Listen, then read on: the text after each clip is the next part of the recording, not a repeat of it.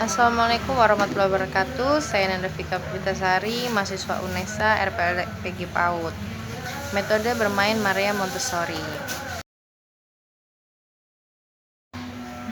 Metode bermain ala Maria Montessori didasarkan pada filosofi bahwa bermain adalah pekerjaan anak. Dalam metode ini, bermain bukan sekadar hiburan, melainkan aktivitas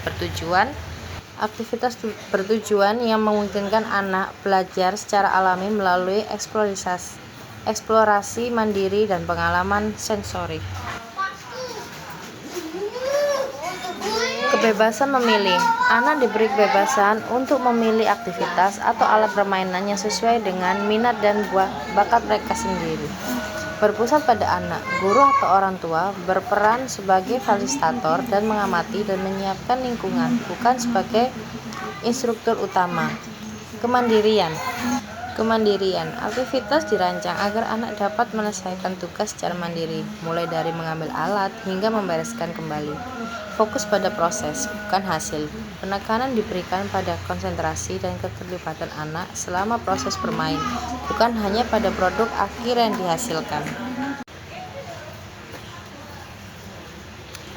Karakteristik alat permainan. Aparatus. Mainan atau alat peraga Montessori memiliki ciri khas tertentu yang membedakannya dari mainan biasa. Auto correction, koreksi mandiri. Alat didesain agar anak tahu secara otomatis jika melakukan kesalahan tanpa perlu dikoreksi orang dewasa. Misalnya potongan puzzle yang hanya pada saat satu tempat. Berbasis sensori, menggunakan material nyata yang melibatkan indera peraba, penglihatan, dan pendengaran seperti kayu, logam, atau kaca. Untuk mengenalkan konsep ukuran, tekstur, dan berat. Satu tujuan belajar. Setiap alat biasanya fokus pada satu keterampilan tertentu, misalnya hanya untuk belajar mengancingkan baju atau mengenal warna.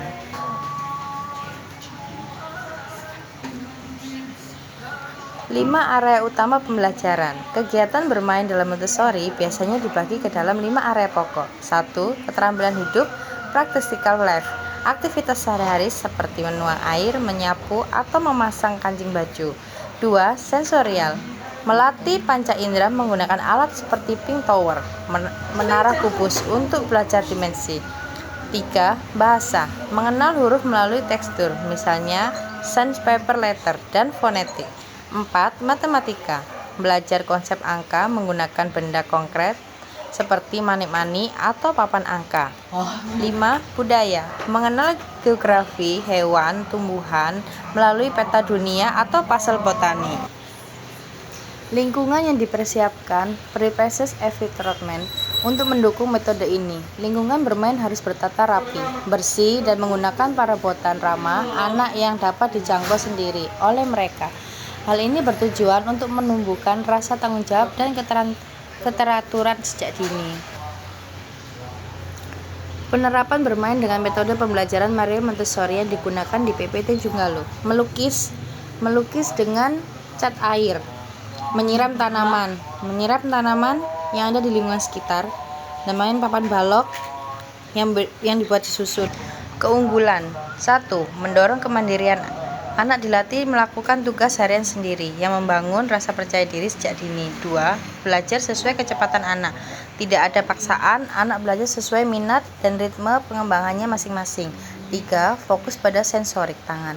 Menggunakan alat peraga nyata agar anak memahami konsep abstrak seperti matematika melalui sentuhan dan praktik langsung.